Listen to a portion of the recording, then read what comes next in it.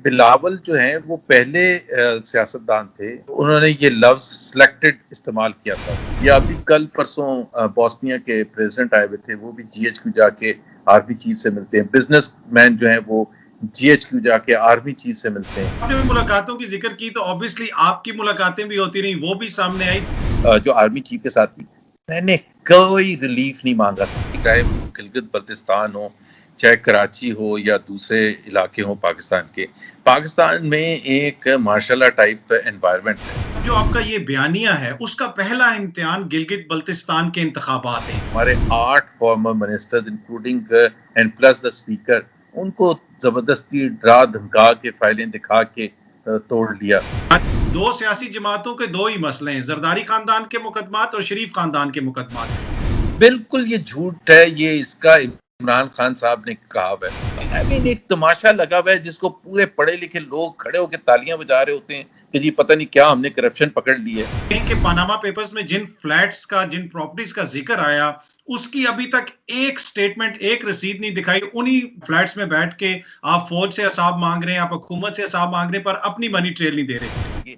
जब सजा देने का वक्त आया था, ना पनामा की वजह से था, ना उन फ्लैट्स की वजह से था, ना टैक्स अवेजन की वजह से था, ना मनी लॉन्ड्रिंग की वजह से। किस बेसिस पर किया था कि जी अकामा में आपने रिसीवेबल नहीं दिया। अब कभी असद उमर साहब ने शिकायत की है, जुबैर भाई आपकी वजह से मुझे रोज बातें सुनना पड़ती हैं। वो किस बेसिस पर शिकायत करेंगे? जब हमारा वक्त था और हम हुकूमत में बैठे थे, तो वो तो प्राइम मिनिस्टर के वहाँ प्राइम मिनिस्टर हाउस के गेट को उखाड़ने तक पहुंच गए थे। कि आप सब लोग खैरियत से होंगे। आज हमारे साथ मौजूद हैं सिंध के साबिक गवर्नर और पाकिस्तान मुस्लिम लीग नून के सीनियर रहनुमा मोहम्मद जुबैर साहब। सर बहुत शुक्रिया, आपने हमें टाइम दिया। Thank you very much for inviting. अच्छा सर, सबसे पहले तो आपसे ये पूछूंगा कि बिलावल साहब की एक स्टेटमेंट आई है, आपकी नजर से भी गुजरी होगी, आपने भी सुनी होगी। उन्होंने कहा कि मियां साहब का जो बयानिया है एस्टेब्लिशमेंट पे धांधली के हवाले से या जो दीगर इल्जामात लगाए गए, वो उनका जाती मौकिफ है। तो इस हवाले से सर, क्या पीडीएम का जो इजलास हुआ, जो मुशावरत हुई, उसमें कोई आप लोगों ने मुतफिका मौकिफ इख्तियार किया था या करना था, या हर किसी का अपना अपना मौकिफ है?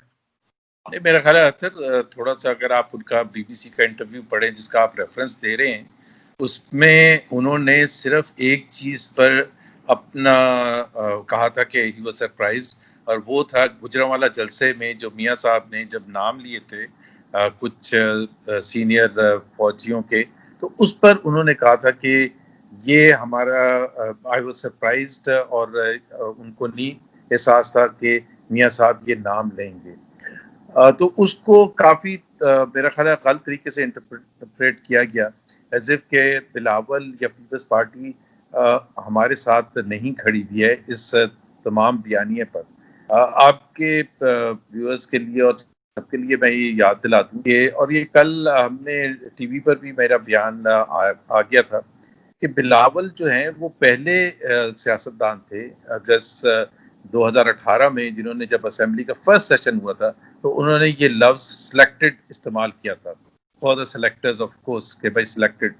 अब थ्रू आउट लास्ट 2 सवा 2 साल पे वो कंसिस्टेंटली ये सिलेक्टेड सिलेक्टेड सिलेक्टेड कहते रहे हैं, और कि ये जो हुकूमत है ये सिलेक्ट की गई है 2018 के रिग्ड इलेक्शंस के हवाले से खुल के बात की है। सिर्फ डिफरेंस ऑफ ओपिनियन जो गुजरांवाला के जलसे में बिलावल और हमारा आप कह सकते हैं, और वो बड़ी थिन लाइन है। हमने नाम ले दिए, वो सिलेक्टर्स ही कह रहे हैं। ये बिल्कुल ऐसे है कि क्रिकेट टीम के हवाले से आप कहें कि सिलेक्टर्स ने सही नई टीम सिलेक्ट की है, और हम कह दें कि मिसबाहुल हक ने नहीं की है, तो मेरा ख्याल है उसमें आप खुद एग्री करेंगे कि there is hardly any difference. So we are talking on the same thing. और जो आप पीडीएम के रेजोल्यूशन की भी अगर आप देखेंगे 20 सितंबर का जो रेजोल्यूशन था, उसमें बड़ा क्लियर कट जो एक बेसिक बयानिया जिसको आप कहते हैं मैक्रो इशू जो आइडेंटिफाई किया था 11 पार्टीज बशमूल पीपल्स पार्टी, वो ये था कि जी जो एस्टैब्लिशमेंट की जो इंटरफेरेंस है पॉलिटिकल अफेयर्स में। अब यहाँ आपको पता है अथर डिफरेंट हवालों से कभी कोई कंधे पर हाथ रख के इशारा करके कहता है कि जी उसका मतलब क्या है, कोई वजारत ज़राअत या खलाई मखलूक।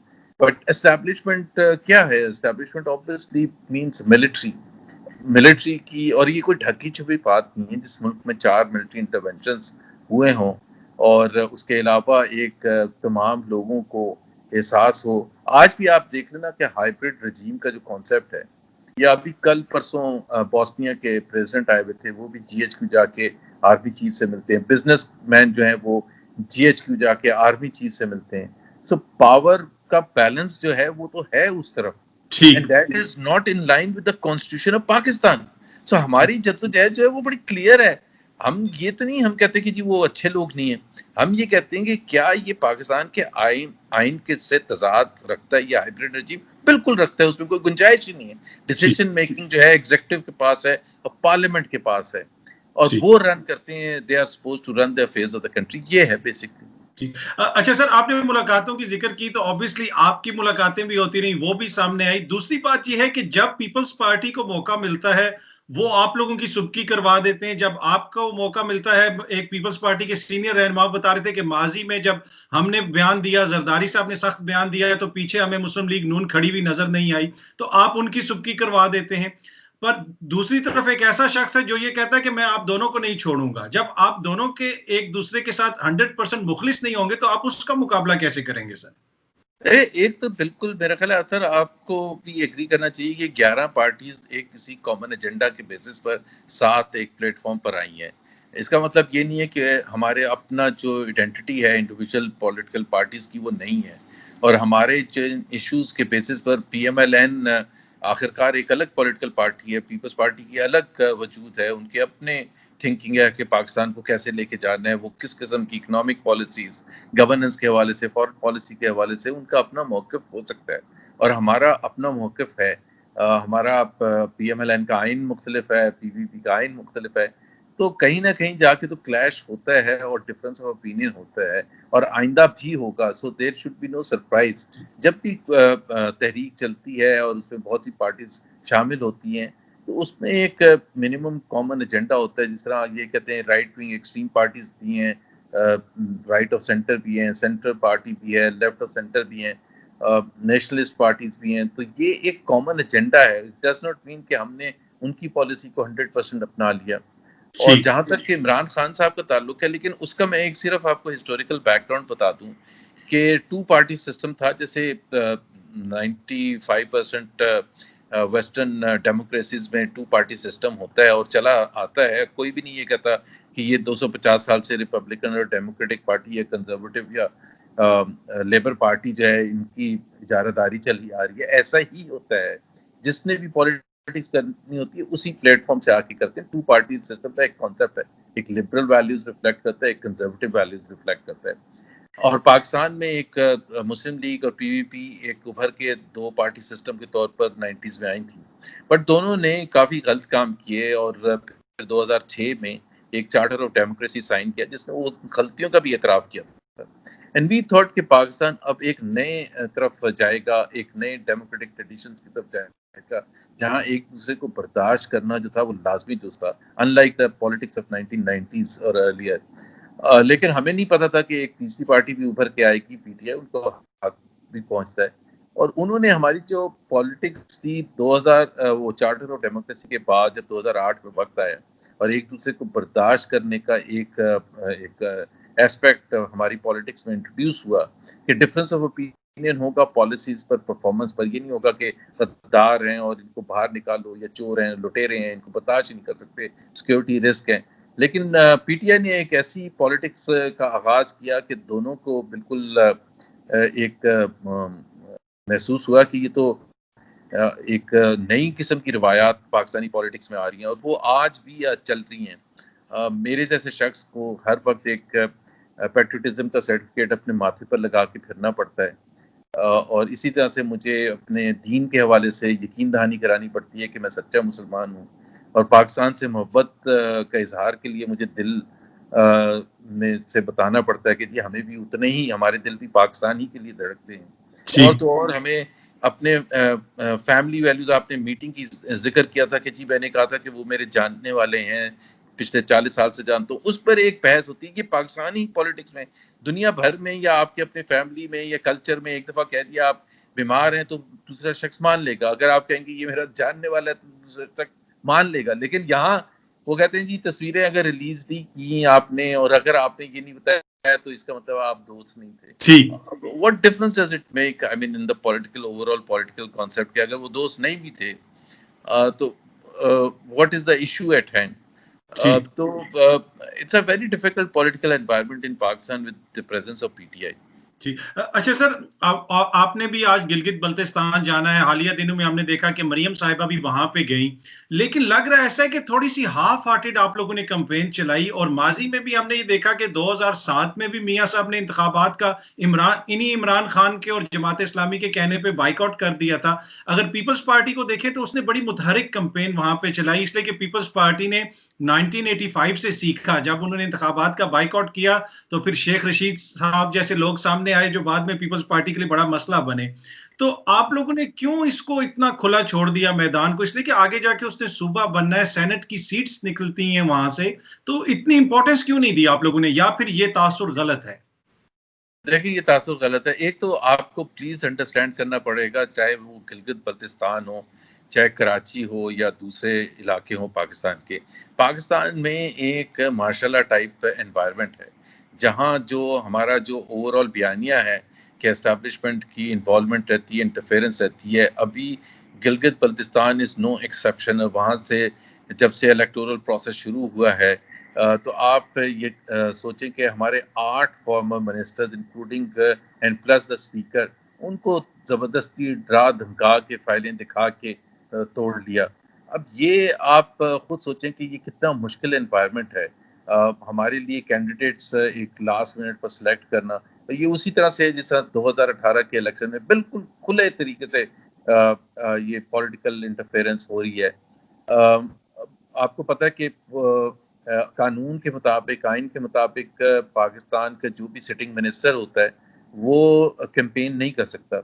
अभी वो जो कश्मीर अफेयर्स के मिनिस्टर हैं, वो क्या नाम है उनका, बड़े बालों वाले गंडापुर नाम, साहब।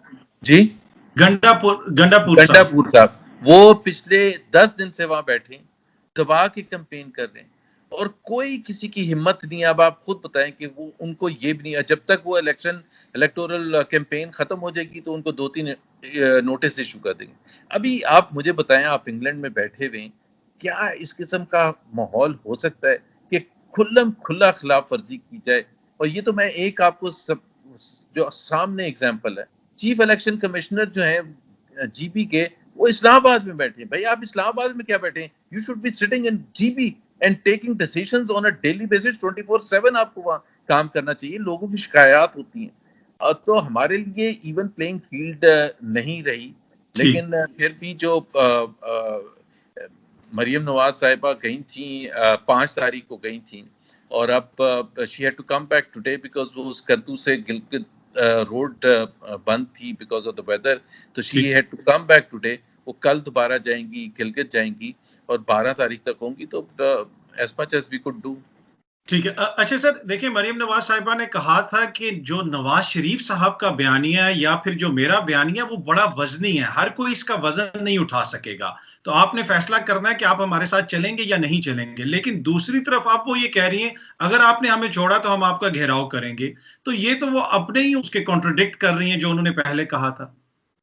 देखिए ना, पहली बात तो ये है कि दोनों चीज़ें थोड़ी सी मुख्तलिफ है। एक तो ये है कि जी बयानिया बिल्कुल सख्त है, पाकिस्तान की तारीख में इतना सख्त बयानिया किसी का नहीं आया, और ये कोई आसान नहीं होता किसी के लिए भी उसको कैरी करना, स्पेशली जो फ्रंट लाइन लीडरशिप होती है उसके लिए ये महसूस करना और फेस करना इस किस्म के बयानिए को लेके आगे चलना इस मुल्क में जैसे पाकिस्तान है।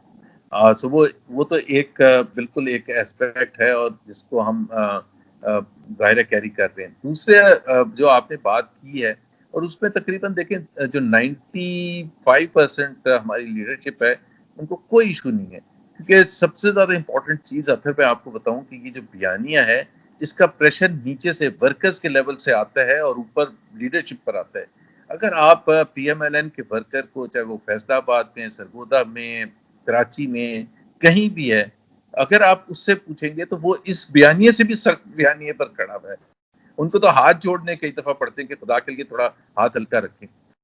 सो एक तो बयानिए का, दूसरा ये है कि एक पाकिस्तान में ये कोई आज की बात नहीं है, बहुत पुरानी बात है कि जो जिसको लोटाक्रेसी कहते हैं, कि आप इलेक्ट किसी के बेसिस पर होके आते हैं, आप वोट लेते हैं और उसके बाद कन्वीनियंटली अगर आपको या तो आप कमज़ोर हैं, डराया धमकाया जाता है या आपको कोई इंसेंटिव दिया जाता है, आप बड़े आराम से दूसरी तरफ चले जाते हैं। तो हम उनको शेम करने का या शर्मिंदा करने का तो हमें हक है। और ख़ास तौर पर वर्कर्स के हवाले से हम कोई फ़िज़िकल वायलेंस की बात नहीं कर रहे हैं। हम बिल्कुल उनको शर्मिंदा भी करेंगे। हम उनको ये भी बताएँगे कि अगर आपने अगर आपने पार्टी से छोड़ने का फ़ैसला किया है, तो फिर रिज़ाइन करें, जाएँ और जाके आप दूसरी पार्टी का टिकट लें और आके इलेक्शन लड़ें। जैसे मैंने एग्ज़ाम्पल दी थी, पंजाब असेंबली में कुछ मेंबरान थे। लेकिन मैं आपको ये बता दूँ, इनसे कोई फ़र्क नहीं पड़ता। एक सबक ज़रूर है, वो हमारे लिए भी है कि क्या आइंदा हम को लोगों को एक्सेप्ट करेंगे। हमने पास्ट में किया था एंड वो हमारी मिस्टेक थी and we recognise that mistake, क्योंकि वर्कर्स जो हैं इस चीज़ को अब एक्सेप्ट नहीं करते हैं। एक क्वेश्चन ये भी बनता है कि अब जो आपका ये बयानिया है, उसका पहला इम्तिहान गिलगित बल्तिस्तान के इंतखाबात हैं। अगर वहां पे आपकी परफॉर्मेंस अच्छी ना हुई, तो इसका मतलब ये लिया जाए कि अवाम ने आपके फौज मुखालिफ या एस्टेब्लिशमेंट मुखालिफ बयानिए को रद्द कर दिया? नहीं, मेरा नहीं ख्याल है कि इसका मतलब ये होगा in a free and fair election. इसका मतलब यही होता जो आप कह रहे हैं, in a free and fair election, but this is not free and fair elections. और इसका मतलब इस वजह से ये नहीं है जो आप कह रहे हैं, अदरवाइज बिल्कुल यही होता। और दूसरी बात ये है कि ये बयानिया कोई पुराना बयानिया तो है नहीं, ये नया बयानिया है। इसको एंडोर्स करने के लिए और इसको जाहिर है मार्केट करने के लिए एक आपको भरपूर टाइम भी चाहिए और उसी के लिए हम पूरे पाकिस्तान में जा रहे हैं। गुजरांवाला भी गए, कोयटा भी गए, कराची भी आए, अभी स्वात में है, इसके बाद जीपी के बाद फिर उसके बाद हज़ारा बेल्ट में है, मुल्तान में है, रहीम यार खान में रैलीज़ हैं। सो इट्स अ ऑब्वियसली ये कोई इतना आसान नहीं है यहाँ माहौल को क्रिएट करना, बट इवेंचुअली इंशाल्लाह ताला हमने करना है। अब बात ये है कि अगर पीएमएलएन इसमें ना अपना हिस्सा डाले और पीछे हट जाए, तो क्या हम कह रहे हैं इस मुल्क के हवाले से कि जो मर्जी आके जो मर्जी करे, हाइब्रिड रजीम को और ज्यादा स्ट्रॉन्ग कर दें। सारे फैसला साजी जो है इकोनॉमिक अफेयर्स से लेके कैबिनेट में कौन आएगा और कौन नहीं जाएगा से लेके आपके डोमेस्टिक अफेयर्स और चीफ मिनिस्टर पंजाब कौन बनेंगे और कैबिनेट कौन सी होगी, और फिरदौस आशिक अबान की पहले सेंटर में थी और अब पंजाब में लगेंगी। अगर फैसले सारे इस्लामाबाद ने नहीं करने हैं, तो फिर मेरा ख्याल है then we should be ready to face the consequences, क्योंकि ये कोई अच्छी चीज तो नहीं है। ठीक। जहाँ श्रीलंका, बांग्लादेश, इंडिया, हमारे खत्ते के अपने ममालिक जो हैं वो आइन की जो सुप्रीमेसी है उसके तहत चल सकते हैं, तो पाकिस्तान क्यों नहीं चलना चाहिए? ठीक। वाई? जरूरी नहीं है कि हमें वोट ही के सिलसिले में पता चलेगा। नहीं, अगर सेल कर सकेंगे तो नहीं सेल कर सकेंगे। कि सर, अगर आप हुकूमत से बातचीत की बात करते हैं, मुज़ाकरात की बात करते हैं, मुख्तलिफ आपके लीडरान ने ये बयानात दिए, तो वो बातचीत किस चीज़ पे होगी मुकदमात के अलावा? इसलिए कि लगता है इस तरह है कि 2 सियासी जमातों के 2 ही मसले हैं, ज़रदारी खानदान के मुकदमात और शरीफ खानदान के मुकदमात। इसके अलावा कोई और नज़रियाती एजेंडा नहीं है। बिल्कुल ये झूठ है, ये इसका इमरान खान साहब ने कहा हुआ है। और आप खुद सोचें कि भाई 2.25 साल से वो कहते हैं मैं बातचीत नहीं करूंगा क्योंकि ये एनआरओ मांगते हैं। भाई आप एक एजेंडा तैयार कर लें पाकिस्तान के मसाइल पर, ये 1 2 3 मईशत, फलाना फलाना, फॉरेन पॉलिसी, जो भी है, पार्लियामेंट की सुप्रीमेसी, जो भी हुकूमत समझती है कि ये पाकिस्तान में इस वक्त माहौल को ठंडा करने के लिए ये पॉइंट्स हैं, आप पब्लिकली इनवाइट कर लें कि इन पॉइंट्स पर डिस्कशन होगी, कोई मुकदमों पर डिस्कशन नहीं होगी, और फिर देखेंगे अगर ऑपोजिशन नहीं मानती है। ये झूठ है बिल्कुल। He wants to get away with it, he can not even shake hands with the opposition people. He has a personality problem. आप लोग समझते ही नहीं है उसको। मैं चैलेंज देता हूँ, टीवी पर बैठ के चैलेंज देता हूँ, भाई आपको मैं अथर बता दूं, आज की बात नहीं है, जब ये ऑपोजिशन में थे, ये मेरे जैसे शख्स से हाथ नहीं मिलाते थे in public. He would refuse to take off his hands to shake hands with me. अब एक इस किस्म का एक शख्स है, उसके साथ आप क्या करें? What do you do? मैं तो ये कहता हूँ कि ये आप असेंबली में आते हैं ना, आप जो फ्रंट रोज में जो 3 4 लोग हैं उनसे हाथ मिला लें। उससे आपकी नियत, उसमें तो एनआरओ नहीं देना ना, उसमें तो एनआरओ नहीं देना। कह रहे मैं सब बात करने के लिए तैयार हूं, स्वाय एनआरओ। ओ भाई, मांग कौन रहा है? एक दफा आप ये बता दें हिम्मत से कि जी ये XYZ मांग रहे, और ये जो आपने मुलाकात का जिक्र किया था ना, मैं उसका जिक्र करता हूँ जो आर्मी चीफ के साथ थी, मैंने कोई रिलीफ नहीं मांगा था। मैंने बड़ा क्लियर कट ये कहा था, I am not here to seek any relief. हमें बिल्कुल आप न्यूट्रल हो जाए, हमें कोर्ट कचहरी फेस करने दें, हमें नैब फेस करने दें, हमें इस हुकूमत के साथ पॉलिटिकल फील्ड में मुकाबला करने दें, and we will handle it. और मैं आज भी आपको कह रहा हूं, हमें कोई रिलीफ नहीं चाहिए। इमरान खान के भाई, यार ये कोई इंग्लैंड में अगर कोई प्राइम मिनिस्टर बोरिस जॉनसन ये कहे कि मैं कोई रिलीफ नहीं दूंगा, तो सब कहेंगे ये पागल आदमी है कि भाई बोरिस जॉनसन आपको कॉन्स्टिट्यूशनली अथॉरिटी है क्या देने के लिए? और हर जगह खड़े होकर ये कहते हैं, एक अपना बयानिया बना लिया, because he is embarrassed to the fact that he has committed to the nation कि ये सारों से पैसे निकलवाऊंगा, मैं सारों पर मुकदमा करके इनको जेल भिजवाऊंगा। अब जब वो, क्योंकि दैट वाज नॉट, वो फिल्मसी एक चीजें थी जिसके बेसिस पर आप ऑपोजिशन करते थे, जो कान में आके बोल देता था, आपने कहा जरदारी ने इतने पैसे बना लिए, शरीफ ने इतने बना लिए, फलाने ने इतने बना लिए, शायद खाकर अब्बासी ने ये कर दिया। Little did he know the reality of Pakistan के जी यहाँ ठेके कैसे, देखें करप्शन होती क्या है। वेस्टर्न ममालिक, आप यूके में बैठे हैं, क्या करप्शन, पब्लिक ऑफिस होल्डर के लिए करप्शन का मतलब क्या होता है? पैसे बनाना, कमीशन लेना, किकबैक्स लेना, मिस यूज ऑफ ऑफिस करना कि जी आपकी जो अथॉरिटी है उससे बढ़ के आप काम करें। ये प्राइवेट बिजनेस में क्या बोरिस जॉनसन कर रहा है वो टैक्स अथॉरिटीज जाने, उसकी जो जिस तरह कंपनीज हैं वो एससीसीपी जाने। मतलब ये, इसका करप्शन से क्या ताल्लुक है? आप ये कहें कि मियां नवाज शरीफ ने फलाने केस में 3 दफा प्राइम मिनिस्टर रहे थे, फलाने केस में उन्होंने किकबैक लिया था ठेका देने के लिए, ऑफिस का मिस यूज किया था, या उनको कोई कमीशन मिला था, एक बता दें एग्जांपल। एक करप्शन की डेफिनेशन ही चेंज कर दी गई है कि जी जितने केसेस हैं कि जी वो टीटी आई थी बाहर से। भाई टीटी तो पाकिस्तान के कानून के हिसाब से, पहली बात तो ये जायज है, दूसरी बात ये है कि वो डिटरमिन करने का हक जो है वो एफपीआर को है। मैं अपने जब रिटर्न सबमिट करता हूं, अगर मैंने कोई दिखाया है कि मेरे बाहर से पेमेंट आई है, दो चीजें हैं, एक मुझे लीगल तरीका बताना पड़ेगा और दूसरा मैं अपने टैक्स रिटर्न्स में वेल्थ में उसको दिखाऊं। And if I get a clean chit from FBR, 10 साल के बाद मुझे फिर खींच के नैब लेके आ जाए। आई मीन एक तमाशा लगा हुआ है जिसको पूरे पढ़े लिखे लोग खड़े होकर तालियां बजा रहे होते हैं कि जी पता नहीं क्या हमने करप्शन पकड़ ली है। कि पनामा पेपर्स में जिन फ्लैट्स का, जिन प्रॉपर्टीज का जिक्र आया, उसकी अभी तक एक स्टेटमेंट, एक रसीद नहीं दिखाई। टीवी पे आके कहा गया 2006 में खरीदे, कागजात निकले, बीबीसी ने शाया किए कि 90 की दिहाई में खरीदे गए। उन्हीं फ्लैट्स में बैठ के आप फौज से हिसाब मांग रहे हैं, आप हुकूमत से हिसाब मांग रहे हैं, पर अपनी मनी ट्रेल नहीं दे रहे। ये उनका बयानिया है। जी तो देखें, अभी आप भी एक सबसे महजब सोसाइटी में बैठे हैं और वहां का भी लीगल तरीका वही है जो पूरी दुनिया में होना चाहिए। मुझे ये बता दें कि यूके में अगर मियां नवाज शरीफ होते तो उनको किस बेसिस पर घसीट के लेके आते? उनका क्या, he was a share holder in those flats, या वो ऑफशोर कंपनीज में? क्या ये आइडेंटिफाई हुआ कि यहाँ से उन्होंने पैसे भेजे थे? क्या ये आइडेंटिफाई हुआ कि जी उन्होंने किकबैक ली थी और टैक्स एवेजन की थी और बाहर पैसे भेज दिया था जिसको डिक्लेयर नहीं किया? एक जगह उनका नाम बता दें, एक जगह। पॉइंट ये है कि आपको मैं सिर्फ आपके और आपके सुनने वालों के लिए एक चीज बता दूं, जो जेआईटी बनी थी उसमें 13 सवाल थे। 13 सवाल। पहला सवाल, ये मियां नवाज शरीफ से फाइनेंशियल इंटीग्रिटी के लिए सवाल पूछे गए थे जो दुनिया की 1000 साल से ज्यादा की तारीख में कभी भी नहीं पूछे गए। पहला सवाल सन 72 में, कब पूछ रहे हैं? 2017 में। सन 72 में आपने गल्फ स्टील कैसे लगाई थी?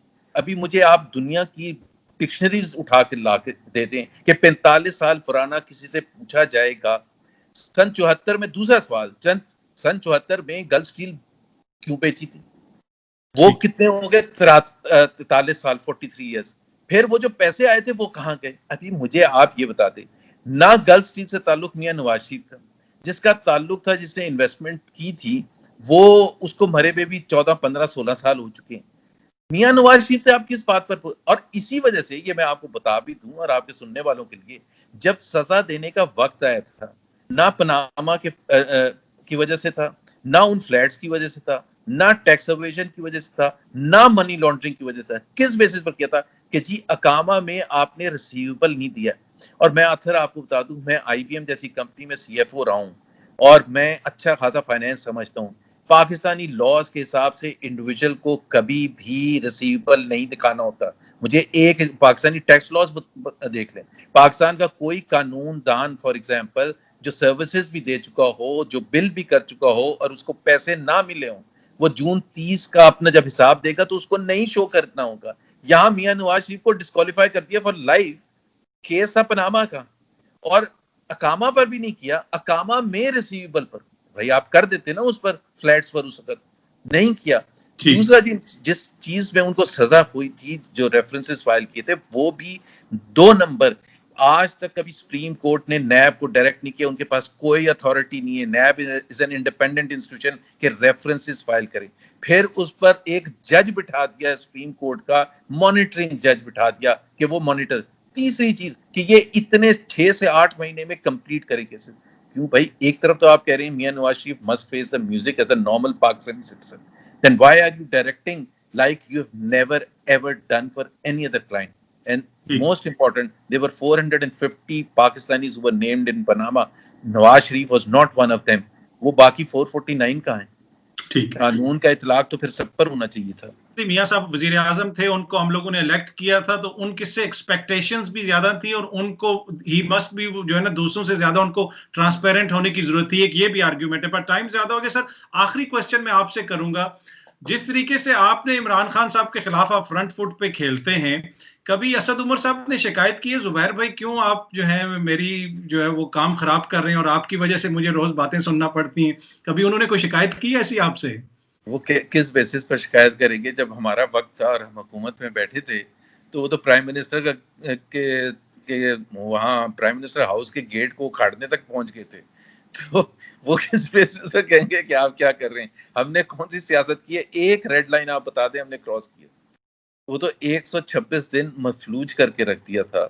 आपको पता कि क्या हो रहा था कॉन्स्टिट्यूशन एवेन्यू पर, जहां पाकिस्तान के तमाम फैसला साजी होती है, चाहे सुप्रीम कोर्ट हो, चाहे पार्लियामेंट हो, चाहे सारी मिनिस्ट्रीज हो, चाहे प्राइम मिनिस्टर हाउस हो, प्रेसिडेंट हाउस हो, सबको मफलूज कर दिया था। हमने एक बता दें कि एक दिन हमने माल रोड को भी बंद किया हो, तो हमने तो जो काम किया ना, हमने सिविल डिसोबीडियंस मूवमेंट चलाई है, हमने सिविल डिसोबीडियंस मूवमेंट कतर में आपको ये भी बता दूं, पाकिस्तान की तारीख में ये दूसरी थी। पहली थी शेख मुजीबुर रहमान ने, और उसने उस वक्त चलाई थी जब वो इलेक्शन जीत चुका था, मेजॉरिटी थी उसके पास, और असेंबली 4 महीने से कॉल नहीं हुई थी। At that stage I am not justifying that, but Imran Khan की 29 सीटें, हमारी 186 सीटें, कोई मतलब या तो ये होना कि जी इतना क्लोज कॉल थी, तकरीबन 80 सीटों में 50-60 हजार के वोटों से वो आ रहे थे, 50 सीटों में खड़ा ही नहीं किया था कैंडिडेट, और क्लेम कर रहे थे कि जी जाके आप बिल चला दो और टैक्सेस ना दो, और आईएमएफ को कहा कि बंद कर दें इनको फंडिंग करना। I mean that kind of politics तो हमने की नहीं है। So why would Asad Umar have a concern कि अब मैं किस किस्म की पॉलिटिक्स कर रहा हूँ? वो सर आप बड़े भाई हैं ना, तो छोटे भाई का थोड़ा ख्याल तो रखना पड़ता है। चलें आपके कहने पर थोड़ा सा कर लो। Thank you so much sir, so kind of you, बहुत शुक्रिया आपने टाइम दिया।